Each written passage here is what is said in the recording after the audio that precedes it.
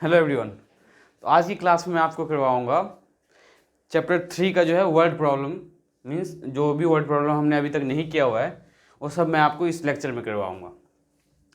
तो बेसिकली जो third chapter है उसमें आपने different type of solution find किया हुआ है, जो कि मैंने पहले भी करवाया हुआ है। और वर्ड प्रॉब्लम को हम सॉल्व कैसे करते हैं, 2-4 वर्ड प्रॉब्लम भी इससे पहले करवाया हुआ है। तो आज की क्लास में मैं आपको बेसिकली ये समझाऊंगा कि हम वर्ड प्रॉब्लम जो है उसमें कैसे सॉल्व करते हैं। स्टेटमेंट वाले जो क्वेश्चंस हैं उसमें हम किस वे पे सॉल्व करते हैं। तो देखो, एक्सरसाइज 3.3 का क्वेश्चन नंबर 3 का जो है फर्स्ट पार्ट करवा रहा हूँ मैं पहले आपको। तो क्वेश्चन समझने की कोशिश करो क्या कह रहा है। The difference between the two number is 26। Means दो नंबर का जो डिफरेंस है वो 26 है। And one number is 3 times the other. और एक नंबर जो है दूसरे नंबर का 3 टाइम्स है। तो ऑब्वियसली हमें क्या पता कि दो नंबर्स क्या क्या हैं, लेकिन हमें ये पता है कि दोनों नंबर का जो डिफरेंस है वो 26 है। तो देखो हम क्या करेंगे, दो नंबर कंसीडर करेंगे सबसे पहले। तो let the two numbers will be x and y. X and y, मैंने दोनों नंबर को जो है एक्स और वाई कंसीडर कर लिया। अब देखो, ये एक्स और वाई जो दो नंबर है, आप यहाँ पे वाई माइनस एक्स भी ले सकते हो डिफरेंस में, एक्स माइनस वाई भी ले सकते हो। क्यों? क्योंकि हमें क्वेश्चन में कहीं ये नहीं बताया गया कि कौन सा नंबर हमारा ग्रेटर है, कौन सा नंबर स्मॉलर है। ठीक है, तो दोनों में से आप कोई भी एक कंसीडर करो, कोई प्रॉब्लम नहीं है। तो मैं इसमें क्या कर रहा हूँ, इन्होंने बोला डिफरेंस बिटवीन, मीन्स दोनों नंबर का जो डिफरेंस है वो 26 है। Means x minus y equals to 26। Next क्या स्टेटमेंट है, वन नंबर मीन्स एक नंबर जो है आपका वो क्या है, 3 टाइम्स दी अदर। तो ये लो वन नंबर, चाहे आप x ले लो या y ले लो, तो x इक्वल्स टू 3y और y इक्वल्स टू 3x। दोनों में से कोई भी स्टेटमेंट लिखो, कोई प्रॉब्लम नहीं है। क्योंकि वन नंबर कौन सा है, फर्स्ट वाले नंबर को इन्होंने वन नंबर कंसीडर किया है, सेकेंड वाले को नहीं पता। तो इन दोनों में से आप कोई भी एक ले सकते हो, चाहे आप ये लो और या तो ये लो। तो मैं x माइनस 3y लेता हूँ, आप y minus equals to 3x भी लो तो कोई इशू नहीं है। तो ये मैं रफ कर देता हूँ। मैंने आपको दोनों केस पॉसिबल केसेस बता दिए क्यों ले सकते हम, क्योंकि यहाँ पे डिफाइन नहीं किया गया है कि दोनों में से हमारा कौन सा नंबर दूसरे नंबर का 3 टाइम्स है। तो ये हम क्या कर सकते हैं, या तो x इक्वल्स टू 3y ले सकते हैं, नहीं तो हम y इक्वल्स टू 3x ले सकते हैं। दोनों ले सकते हैं, तो दोनों में से किसी में कोई प्रॉब्लम नहीं है। तो मैंने ये पार्ट कंसिडर किया, तो मैं इसको रफ कर देता हूँ, आपके समझाने के लिए लिखा था मैंने वैसे ये। तो देखो, x minus y equals to 26, ये आपका एक इक्वेशन है। और x इक्वल्स टू 3y को हम क्या लिख सकते हैं, x minus 3y equals to 0। ये हमारा सेकेंड इक्वेशन है। अब इन दोनों इक्वेशन को देखो सॉल्व कैसे करेंगे। x minus y equals to 26, x minus 3y equals to 0। देखो यहाँ x का जो कोफिशिएंट है ऑलरेडी 1 है, तो हमें इसमें एलिमिनेशन मेथड के लिए नंबर्स मल्टीप्लाई करने की ज़रूरत नहीं है। सेम साइन है तो हम दोनों को सब्ट्रैक्ट करेंगे। तो ये देखो, पॉजिटिव x है ये, तो नेगेटिव का, माइनस तो प्लस, और ये 0 नेगेटिव पॉजिटिव तो होता नहीं है, तो यहाँ साइन चेंज करने की ज़रूरत है नहीं आपको। तो देखो plus x minus x cancel हो गया आपका, माइनस वाई प्लस 3y, तो plus 2y equals to 26। Then y equals to 26 divided by 2। तो वैल्यू ऑफ y क्या है आपके पास, 13। अब देखो y की जो वैल्यू है आपके पास 13 है। अब आपको क्या फाइंड करना है, एक नंबर तो आपने फाइंड कर लिया। तो अब देखो x कैसे फाइंड करते हैं, x इक्वल्स टू क्या आपके पास, x इक्वल्स टू 3y। तो put value of y, put value of y, तो x इक्वल्स टू 3 इंटू में 13 मीन्स x इक्वल्स टू 39। तो सेकेंड नंबर आपका क्या है, 39। अब देखो दोनों का डिफरेंस हम वेरीफाई कैसे कर रहे हैं, x minus y means 39 minus 13 equals to 26, means हमारा जो आंसर है बिल्कुल सही है। तो ये बहुत ही सिंपल क्वेश्चन था। तो होप सो आपको ये समझ में आया होगा। तो अब मैं आपको नेक्स्ट पार्ट करवाता हूँ इसका।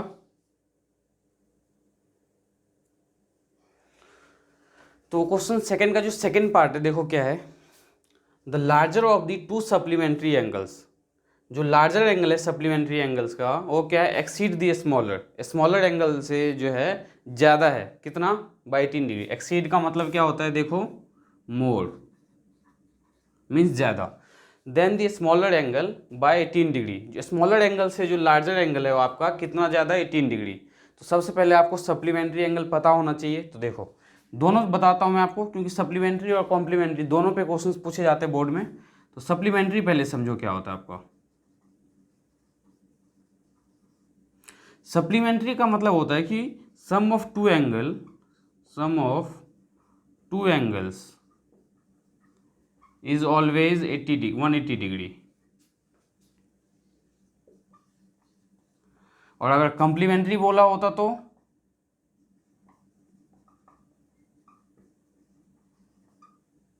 कॉम्प्लीमेंट्री एंगल में क्या होगा आपका, सम ऑफ टू एंगल्स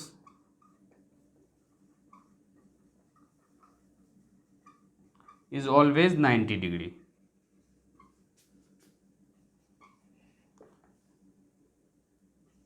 देखो सप्लीमेंट्री एंगल का क्या मीनिंग है कि सम ऑफ टू एंगल्स जो ऑलवेज 180 डिग्री होगा, और कॉम्प्लीमेंट्री एंगल्स का क्या मतलब है कि sum of two angles always 90 degree होगा। ये 9th क्लास का बेसिक है। तो देखो हम इसका यूज़ कैसे करेंगे। The larger of the supplementary angles बोला है, तो हमें सप्लीमेंट्री एंगल में ऑलरेडी क्या पता है कि दो एंगल्स होंगे। तो हमें दो एंगल्स हमने क्या किया, देखो let the two angles be x and y. हमने दोनों एंगल को क्या किया, एक्स और वाई कंसीडर किया, ठीक है। और देखो सम ऑफ दी टू एंगल क्या होता है 180 डिग्री। इसका मतलब ये जो दोनों सप्लीमेंट्री एंगल है, तो x plus y equals to क्या होगा आपका 180 डिग्री। ये आपकी फर्स्ट इक्वेशन फॉर्म हो गई। अब नेक्स्ट देखो क्या बोला है, the larger of the two supplementary angle. देखो लार्जर इन्होंने ये डिफाइन नहीं किया कि इन दोनों में से लार्जर कौन सा है। अगर मैं एक्स को लार्जर लेता हूँ तो larger angle exceed the smaller, तो स्मॉलर एंगल क्या होगा आपका y, तो इक्वल्स टू y। अब देखो ये एंगल जो है स्मॉलर एंगल से 18 ज़्यादा है, तो आपके अकॉर्डिंग क्या होगा 18 इसमें ऐड होना चाहिए, क्योंकि ये 18 ज़्यादा है। पर इस इक्वल्स टू को हम बैलेंस करने के लिए क्या करेंगे, इसमें 18 को ऐड करेंगे। केस सेकंड क्या है, अगर आपने मान लो कि लार्जर एंगल y ले लिया, तो यहाँ पे आप x लिखो। लार्जर एंगल इज क्या है, exceed the smaller by 18। Smaller angle से ये वाला एंगल 18 ज़्यादा है, तो आप क्या करोगे, इसमें 18 ऐड होना चाहिए था, पर इस इक्वल टू को बैलेंस करने के लिए हम इसमें 18 ऐड करते हैं। देखो मीनिंग समझने की कोशिश करो, हम इसमें क्यों ऐड करते हैं। अगर ये एंगल ऑलरेडी 18 ज़्यादा है, इक्वेशन के अकॉर्डिंग ये ज़्यादा है, लेकिन अगर हम इसमें 18 ऐड करें means x plus 18 equals to जब y लिखे, तो हमारा जो ये इक्वल्स टू है इसकी वैलिडिटी नहीं है, ये वैलिड नहीं होगा, क्योंकि इक्वल्स टू का मीनिंग क्या है, जो लेफ्ट साइड में वही राइट साइड में होना चाहिए। लेफ्ट साइड की जो वैल्यू है वो राइट साइड के इक्वल होना चाहिए। तो इसलिए हम इसमें 18 ना ऐड करके ऑपोजिट साइड में 18 ऐड करते हैं। तो इक्वेशन को कभी भी बैलेंस करने वाला इस टाइप की कभी भी क्वेश्चन हो कि स्मॉलर एंगल जो है लार्जर एंगल से इतना कम है या इतना ज़्यादा है, तो इक्वेशन को देख के सोच समझ के बैलेंस करना है। मीन्स एक्स क्या है हमारा लार्जर एंगल इस केस में, तो हमने 18 इसमें ऐड किया है। अगर मैं वाई को लार्जर एंगल कंसिडर कर रहा हूँ तो x वाले में 18 ऐड कर रहा हूँ। तो ध्यान में रखना है, इन दोनों में से आप कोई भी एक केस ले सकते हो। तो मैंने क्या किया इसमें, मान लो कि ये सेकंड केस लेके चल रहा हूँ मैं, y equals to x plus 18। Means जो लार्जर एंगल है मैंने y को कंसिडर किया हुआ था, तो इसको स्टैंडर्ड फॉर्म में लिखो आप। तो y minus x equals to 18, और क्या लिख सकते हैं हम इसे, minus x plus y equals to 18। ये आपकी सेकेंड इक्वेशन।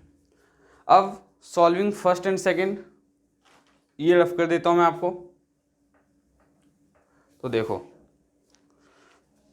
फर्स्ट इक्वेशन क्या है आपके पास, x plus y equals to 180 degree. Second equation क्या है, minus x plus y equals to 18 degree.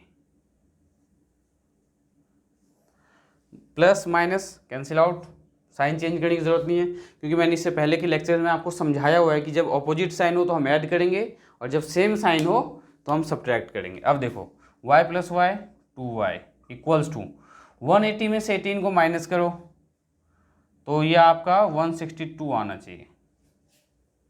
अब देखो y equals to 162 divided by 2, तो 2 8 जा 16, 2 1 जा 2, मीन्स y की वैल्यू क्या 81 डिग्री। अब देखो y की वैल्यू मैं क्या करूँगा, पुट वैल्यू ऑफ y किसी में भी पुट कर सकते हो। फर्स्ट इक्वेशन में पुट करना है तो फर्स्ट में पुट करो, सेकंड में पुट करना है तो सेकंड में पुट करो। तो put value of y in मैं फर्स्ट में पुट कर रहा हूँ। तो देखो नाउ x प्लस वाई की वैल्यू क्या है 81 equals to 180 degree, means x equals to 180 minus 81। तो x की वैल्यू यहाँ पे क्या आएगी, 10 में से 1 गया तो 9, ये बच्चा क्या आपके पास 17, 17 में से 8 गया तो 8 8 16, 99। तो x की वैल्यू क्या आपके पास 99 डिग्री। तो आपकी जो पीछे में जो दो एंगल्स दिया होगा क्या होगा 81 डिग्री एंड 99 डिग्री। अब देखो इन दोनों का सम अगर आप करते हो तो ऑब्वियसली 180 डिग्री आ रहा है, मीन्स सप्लीमेंट्री एंगल की जो प्रॉपर्टी है उसको फॉलो कर रहा है। तो बेसिक क्वेश्चन जो ये आपका समझ में आया होगा। तो अब मैं नेक्स्ट क्वेश्चन आपको करवाता हूँ इसका थर्ड पार्ट। तो क्वेश्चन थर्ड का जो थर्ड पार्ट है देखो क्या है, the cricket coach buys 7 bats. जो एक क्रिकेट कोच है उसने 7 बैट परचेज किया है, 6 बॉल परचेज किया है। कितने में, टोटल अमाउंट जो उन्होंने पे किया है शॉपकीपर को वो 3800 पे किया है।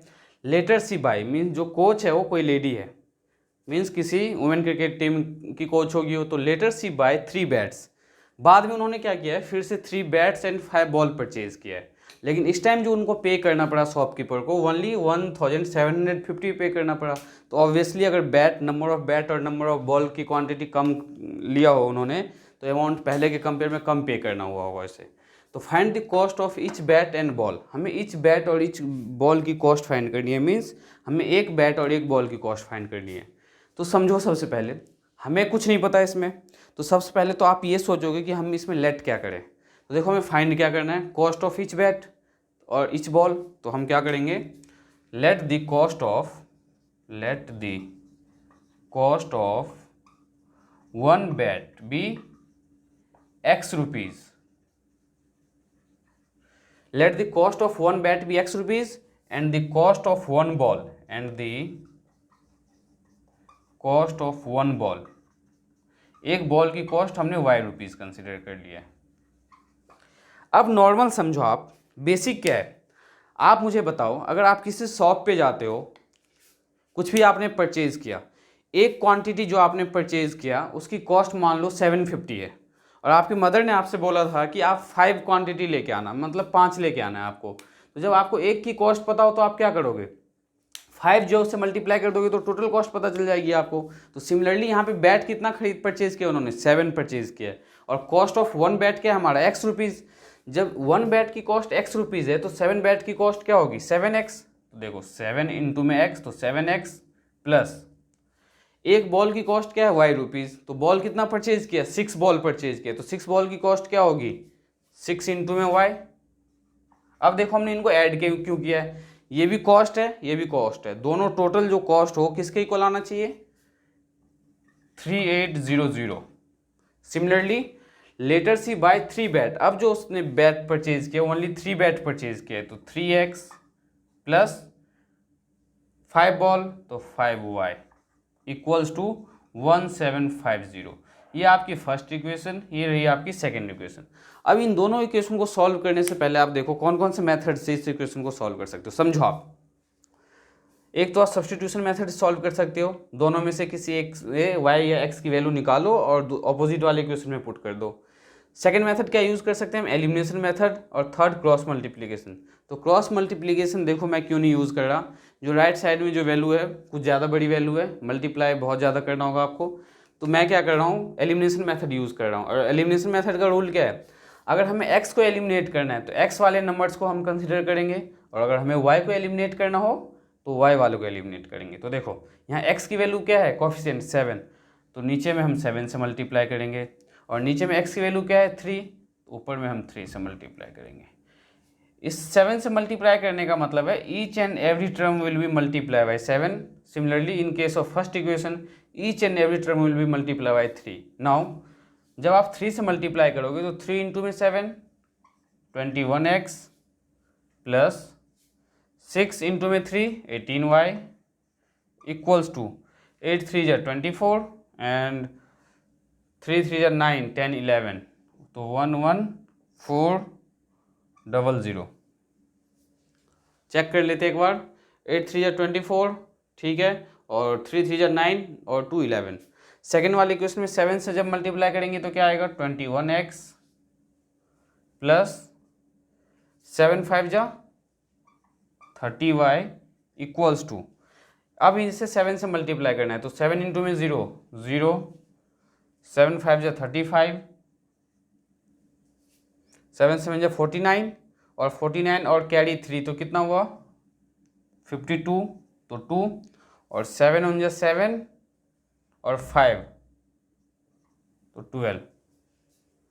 देखो अब हमने ये जो दो इक्वेशन एलिमिनेशन मेथड के लिए फाइंड किया है, दोनों के साइन क्या है यहाँ पे पॉजिटिव है, जब दोनों के सेम साइन हो तो हम क्या करेंगे सब्ट्रैक्ट करेंगे, तो ये लो माइनस प्लस है तो माइनस, प्लस है तो minus, plus 21x minus 21x cancel out हो गया, 18y माइनस 30y तो क्या मिला आपको माइनस 12y इक्वल्स टू, यहाँ पे है 11,400 और ये है 12,250 तो सब्ट्रैक्ट कर लेते हैं 12,250 में से 11,400 तो 0 5 12 में से 4 तो 8, 1 में से 1 गया तो 0, 1 में से 1 तो 0 मीन्स 850।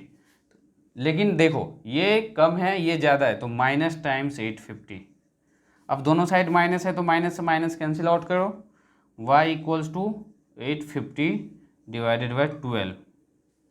अब देखो 850 को जब हम 12 से डिवाइड करेंगे 850 डिवाइडेड बाई 12,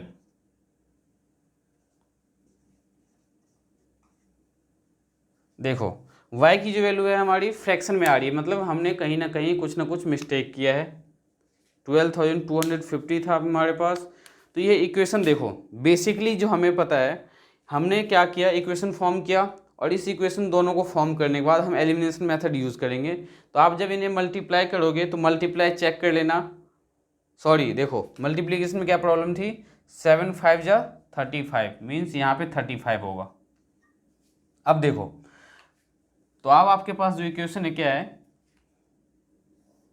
माइनस 35 में से 18 को माइनस करोगे तो क्या होगा 17, क्योंकि 10 12 12 5 17 तो minus 17y equals to minus times 850 तो माइनस से माइनस कैंसिल आउट तो y equals to 850 divided by 17 तो 17 5 जा 85 तो 50 तो y की वैल्यू क्या है 50। अब देखो y हमने क्या कंसीडर किया होता cost of one ball, means cost of one ball जो है क्या होगा आपका cost of one ball is ₹50। Similarly जब y की वैल्यू आ गई तो आप x फाइंड कर लो, तो x कैसे फाइंड करोगे तो मैं इसमें पुट कर रहा हूँ, देखो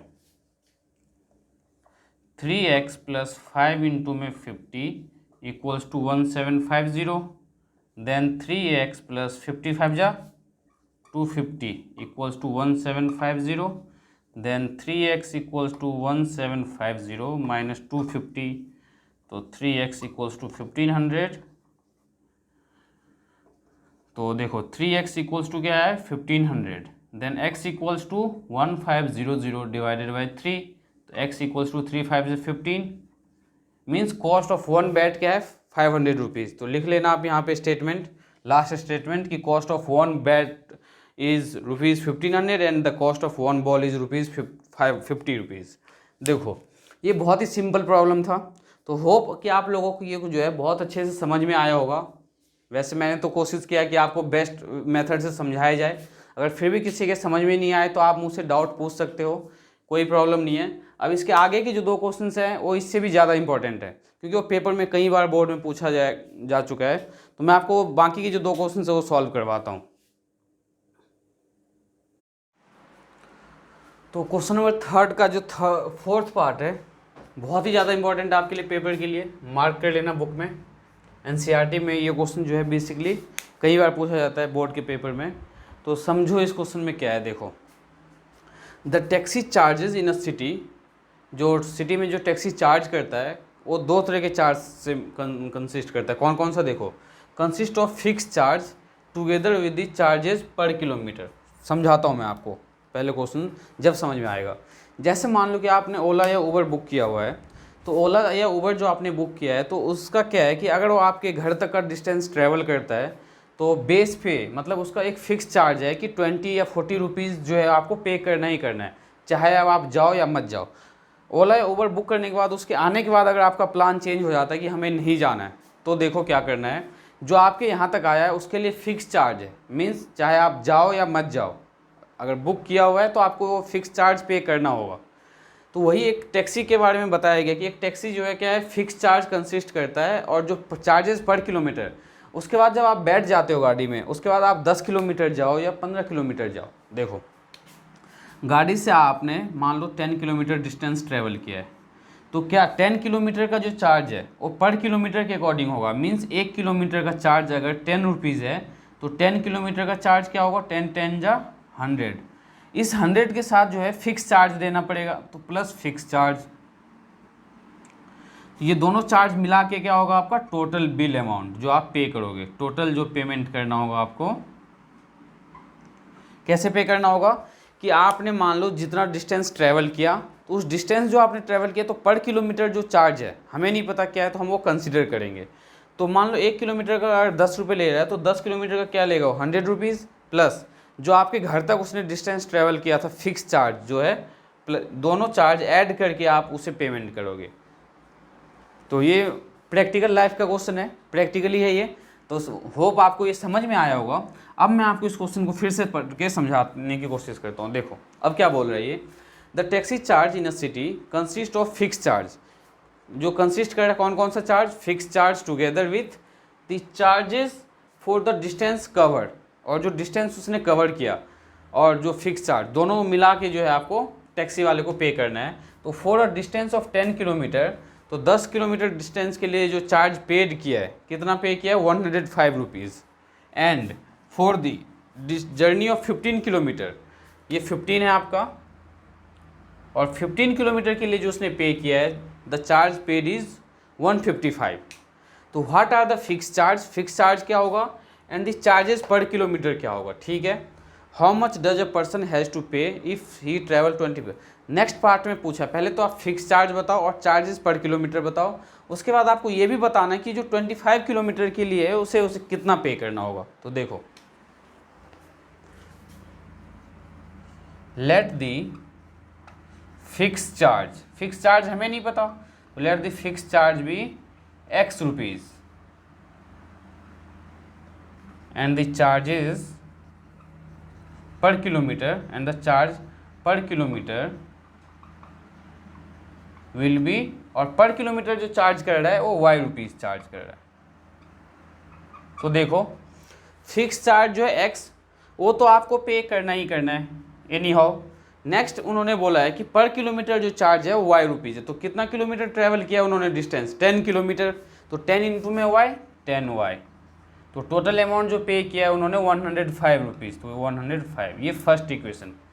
नेक्स्ट बोला and for the journey of 15 kilometre, तो 15 किलोमीटर के केस में भी उसे फिक्स चार्ज पे किया होगा उन्होंने, X प्लस 15 किलोमीटर के लिए 15 इंटू में Y, तो कितना चार्ज पे किया इस बार, 155 रुपीज़। ये आपकी सेकेंड इक्वेशन। देखो X की जो है यहाँ पे कोफिशिएंट क्या है 1, यहाँ पे भी 1, सेम साइन है तो साइन चेंज करेंगे, मीन्स सब्ट्रैक्ट करेंगे, तो माइनस माइनस माइनस, प्लस का x माइनस का x cancel out, plus 10y minus 15y, तो minus 5y equals to minus 50, minus से माइनस कैंसिल आउट, तो 5y equals to 50 and y equals to 50 divided by 5, तो 10। Means पर kilometre जो charge कर रहा है वो 10 रुपीज़ चार्ज कर रहा है, ठीक है, कोई प्रॉब्लम नहीं है। फिक्स चार्ज निकालते हैं अब। Put value of y in first में मैंने क्या किया, y की वैल्यू पुट कर दी, तो देखो x प्लस 10 इंटू में y इक्वल्स टू 105 है, तो x प्लस 10 इंटू में y की वैल्यू क्या आपके पास 10, तो यहाँ 10 पुट कर दो, तो 105, x plus 100 equals to 105, then x equals to 105 minus 100 gives x equals to 5। तो फिक्स चार्ज वैसे कुछ नहीं है, नॉर्मली आज के टाइम में जो फिक्स चार्ज हो 5 रुपीज़ चार्ज नहीं किया जाता है, तो ये बहुत पुराने क्वेश्चन से ही है, तो उसके अकॉर्डिंग फिक्स चार्ज जो है पहले के टाइम में जो वर्ड प्रॉब्लम है वो उसके अकॉर्डिंग 5 रुपीज़ है। तो देखो लिखना क्या आपको, कॉस्ट ऑफ, नहीं फिक्स चार्ज फाइंड किया आपने, तो फिक्स चार्ज जो है is 5 rupees and charges per kilometre, जो पर किलोमीटर जो चार्ज करेगा, and charges per kilometre will be, पर किलोमीटर चार्ज क्या था हमारा, वाई था, तो वाई की वैल्यू क्या है 10, तो 10 रुपीज़। क्वेश्चन में जो है नेक्स्ट आगे देखो क्या पूछा था कि if a person has to pay, मतलब how much person has to pay if he travel 25 kilometre. तो देखो 25 किलोमीटर जो उन्होंने डिस्टेंस ट्रेवल किया होगा, तो उसके लिए क्या होगा, फॉर 25 किलोमीटर के लिए सबसे पहले तो उसको फिक्स चार्ज लगेगा, तो x प्लस 25 किलोमीटर, तो पर किलोमीटर चार्ज जो हमने क्या कंसिडर किया था, y किया था, तो x plus 25y means x की वैल्यू क्या है 5 प्लस 25 इंटू में y की वैल्यू क्या आपके पास 10, तो 5 प्लस 250, तो 255 रुपीज़ जो है उस पर्सन को पे करना होगा अगर वो 25 किलोमीटर डिस्टेंस ट्रैवल करता है। तो ये बहुत ही ज़्यादा इंपॉर्टेंट क्वेश्चन है आपके लिए। तो ये ध्यान में रखना है कि कभी भी चार्जेस टैक्सी के हो या किसी दूसरे टाइप के, तो ये ध्यान में रखना कि फिक्स चार्ज पे करना होगा। इसका एक और एग्जांपल मैं आपको समझाता हूँ। आपके स्कूल में जो लाइब्रेरी है, लाइब्रेरी में कंडीशन क्या है कि अगर आप फर्स्ट 4 डेज़ के लिए बुक रखते हो, उसके लिए जो है क्या है, फिक्स चार्ज है 5 रुपीज़ पे करना है। देखो समझाने की कोशिश कर रहा हूँ मैं आपको, इसको रफ कर देता हूँ मैं, नोट डाउन कर लेना आप।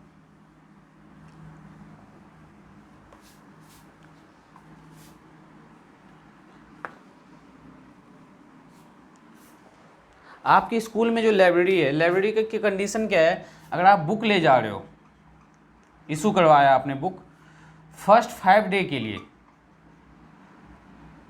या फर्स्ट 3 डे के लिए फिक्स चार्ज है कि आपको 10 रुपीज़ देना है।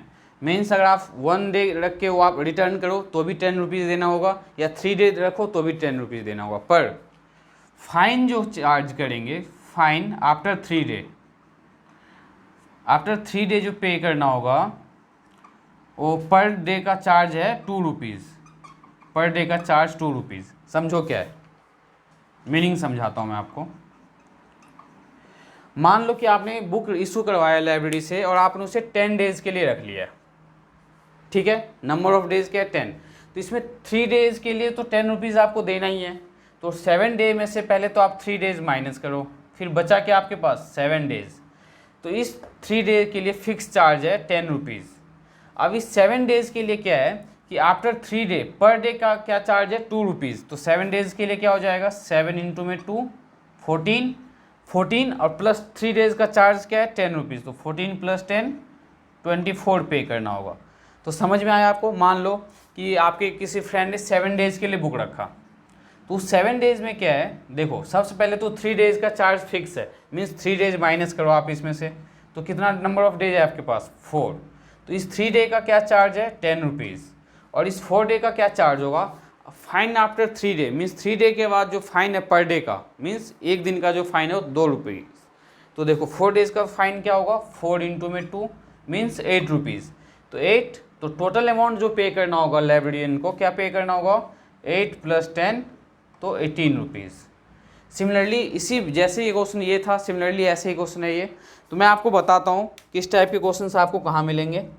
इससे पहले मैं 2 वर्ड प्रॉब्लम और रहता है, वो 2 वर्ड प्रॉब्लम भी करवाता हूँ मैं आपको।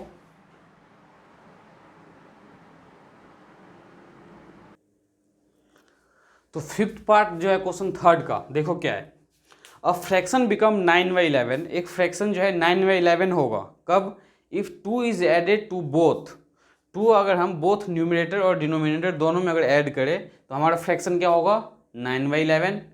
बट इफ़ 3 इज एडेड, अगर आप 3 ऐड करते हो किसमें, both the numerator and the denominator, then it become 5/6, तब फ्रैक्शन क्या होगा 5/6। तो ऑब्वियसली आपको, मुझे उम्मीद है कि आप लोगों को पता होगी न्यूमिनेटर डिनोमिनेटर क्या होता है। देखो जैसे 3/5 है, तो अपर पार्ट जो है ये आपका क्या है न्यूमिनेटर, और जो डिनोमिनेटर पार्ट है नीचे वाला ये आपका क्या है डिनोमिनेटर। तो हमने क्या किया, जो अपर पार्ट है न्यूमरेटर को x कंसिडर कर लेते हैं और डिनोमिनेटर को y कंसिडर कर लेते हैं। तो देखो स्टेटमेंट क्या लिखना है आपको, let the numerator be x and the denominator be y, and the denominator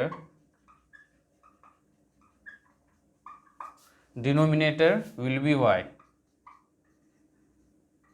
देखो फ्रैक्शन जो है, फ्रैक्शन किस फॉर्म में होता है, x बाय y के फॉर्म में, तो x बाय y। अब देखो क्या बोला है, अब फ्रैक्शन बिकम 9/11, फ्रैक्शन 9/11 होगा, पर कब होगा, if 2 is added to both numerator and denominator. तो मीन्स न्यूमरेटर में 2 ऐड करो और डिनोमिनेटर में 2 ऐड करो, और ये किसके इक्वल आना चाहिए आपका, 9/11 के इक्वल। तो इसको सिंपलेस्ट फॉर्म में कैसे लिखेंगे, हम क्रॉस मल्टीप्लाई करेंगे, मीन्स 11 यहाँ आ जाएगा और ये राइट साइड में चला जाएगा। तो 11 times x plus 2 equals to 9 times y plus 2। तो 11 इंटू में x, 11x प्लस 11 टू जा 22 equals to 9y plus 9 to जा 18। लेफ्ट साइड में ले आओ, 11x minus 9y plus 22 minus 18 equals to 0। तो 11x minus 9y 22 minus 18 plus 4 equals to 0। तो first equation तो आपका ये रहा। नेक्स्ट देखो क्या बोला है, इफ 3 इज एडेड, फिर अब 3 ऐड किस में करना है, तो ओरिजिनल नंबर क्या हमारा x बाय y। तो if 3 is added to both numerator and denominator, तो x plus 3 and y plus 3। कभी भी जब हमें कंडीशन दिया हो तो ओरिजिनल फॉर्म जो है हमारा फ्रैक्शन का, जैसे x बाय वाई, उसके अकॉर्डिंग चेंज करना है। ऐसा नहीं है कि हम यहाँ पे कुछ और कर रहे हैं, यहाँ पे कुछ और कर रहे हैं। x बाय वाई लिया था हमने, फिर जो कंडीशन दिया उसके अकॉर्डिंग हमने सॉल्व किया। फिर से यहाँ पे सेकंड केस में मैंने क्या किया, x बाय वाई लिया, फिर जो न्यूमरेटर और डिनोमिनेटर में बोला था इन्होंने 3 ऐड करने के लिए, तो हमने +3 और +3 न्यूमरेटर और डिनोमिनेटर में ऐड किया। देन फ्रैक्शन बिकम 5/6, तो 5/6। नाउ क्रॉस मल्टीप्लाई करो, तो 6 times x plus 3 equals to 5 times y plus 3। तो 6 इंटू में x, 6x प्लस 6 3 जा 18 इक्वल्स टू 5 इंटू में y, तो 5y प्लस 5 3 जा 15। तो क्या लिख सकते हैं हम इसे, 6x minus 5y plus 18 minus 15 equals to 0। तो 6x minus 5y plus 3 equals to 0। तो देखो ये आपका क्या है, सेकेंड इक्वेशन। दोनों में क्या है, नंबर्स चेंज है। तो देखो क्या किया मैंने, 11x minus 9y plus 4 equals to 0 and 6x minus 5y plus 3 equals to 0। अगर मैं x को एलिमिनेट करूं तो क्या होगा, न्यूमरेटर यहाँ पे जो x है उसे नीचे में मल्टीप्लाई करो, और जो यहाँ x की वैल्यू है उसे ऊपर में मल्टीप्लाई करो। तो ऊपर में जब x से को मैं 6 से मल्टीप्लाई करूँगा तो 66x माइनस 9 6 जा 54 y प्लस 6 4 जा 24 इक्वल्स टू 6 इंटू में 0 0। नाउ 11 इंटू में 6 66x माइनस 11 5 जा 55y प्लस 11 3 जा 33 इक्वल्स टू 0। दोनों का सेम साइन है, मीन्स माइनस करना है, तो minus plus minus, plus 66x minus 66x cancel out, minus 54y plus 55y, तो प्लस का y। अब देखो माइनस 33 में से 24 को माइनस करोगे तो क्या होगा, 9 इक्वल्स टू 0, तो y इक्वल्स टू 9। तो y की वैल्यू क्या आ गई आपके पास, 9। Now put value of y equals to 9 in, किसी में भी पुट कर सकते हो आप, तो मैं फर्स्ट में पुट कर रहा हूँ, पुट इन फर्स्ट। तो देखो फर्स्ट इक्वेशन क्या है हमारे पास, तो 11x माइनस 9 इंटू में y की वैल्यू क्या है, 9 plus 4 equals to 0। 11x minus 81 plus 4 equals to 0। Then 11x minus, अब 81 में से 4 जब सब्ट्रैक्ट करोगे आप तो क्या होगा आपके पास, 77 इक्वल्स टू 0। तो 11x equals to 77 and x equals to 77 divided by 11, तो 7। तो x की वैल्यू क्या आ गई, 7। देखो अब फ्रैक्शन क्या होगा आपका, तो लिखो यहाँ पे फ्रैक्शन विल बी, मेरे पास स्पेस की प्रॉब्लम है तो आप जो है सिस्टमेटिक वे से जैसे सॉल्व किया है वैसे सॉल्व करना है आपको। तो फ्रैक्शन वैल्यू भी क्या है आपका x बाय वाई, तो x की वैल्यू देखो क्या है आपके पास 7, तो 7 अपॉन में y की वैल्यू क्या है 9, तो ये आपका फाइनल आंसर होगा, क्योंकि हमें फ्रैक्शन पूछा था तो ये आपका फाइनल आंसर होगा। अब मैं आपको इसका लास्ट पार्ट जो है लास्ट पार्ट करवाता हूँ।